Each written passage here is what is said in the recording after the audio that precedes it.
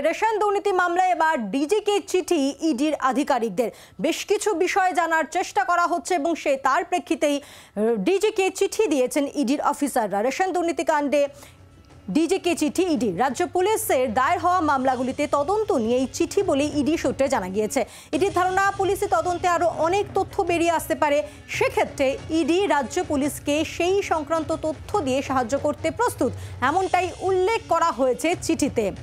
Ration দুর্নীতি মামলায় রাজ্য পুলিশের ডিজিকে চিঠি ইডি। রাজ্য পুলিশের দায়ের করা যে মামলা, সেইখানেই এই তদন্তে এই চিঠি দেওয়া হয়েছে, ইডির চিঠি দিয়েছে, এমনটাই সূত্রের খবর।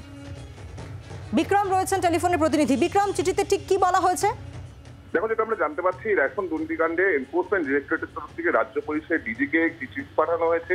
সেই চিঠিতে বলা হয়েছে যে রাজ্য পুলিশের অধীনে যে 3 থেকে 4টি মামলা করা হয়েছিল নদিয়া জেলা সহ, সেই মামলাতে যে তদন্ত হয়েছে তা কিন্তু যথেষ্ট না। কারণ এনফোর্সমেন্ট ডিরেক্টরেট আলাদাভাবে প্রিভেনশন অফ মানি লন্ডারিং অ্যাক্টের যে তদন্ত করেছে, সেখানে কিন্তু বহু তথ্য উঠে এসেছে। আমরা জানি যে এই মামলায় খোদ প্রাক্তন খাদ্যমন্ত্রীও গ্রেফতার হয়েছে। এক্ষেত্রে এনফোর্সমেন্ট ডিরেক্টরেটের যেটা বক্তব্য, যদি কলকাতা রাজ্য পুলিশের যে তদন্ত, সেই তদন্তে কোনো রকম ভাবে এনফোর্সমেন্ট ডিরেক্টরেটের পাওয়া তথ্য যদি তাদেরকে দিতে হয় বা সরবরাহ করতে হয় বা কোনো সাপোর্ট দরকার বা কোনো সাহায্য দরকার, তারা করতে প্রস্তুত। কারণ যেটা এই চিঠিতে বলছে এনফোর্সমেন্ট ডিরেক্টরেট, যে রেশন দুর্নীতি কাণ্ডে কিন্তু আরো অনেক কিছু এক্সপ্লোর করার বাকি রয়েছে। সেক্ষেত্রে রাজ্য পুলিশের তদন্ত কিন্তু তারা অনেক তথ্য পেতে পারে এবং সেক্ষেত্রে এনফোর্সমেন্ট ডিরেক্টরেট তাদেরকে সহযোগিতা করতে প্রস্তুত। ধন্যবাদ।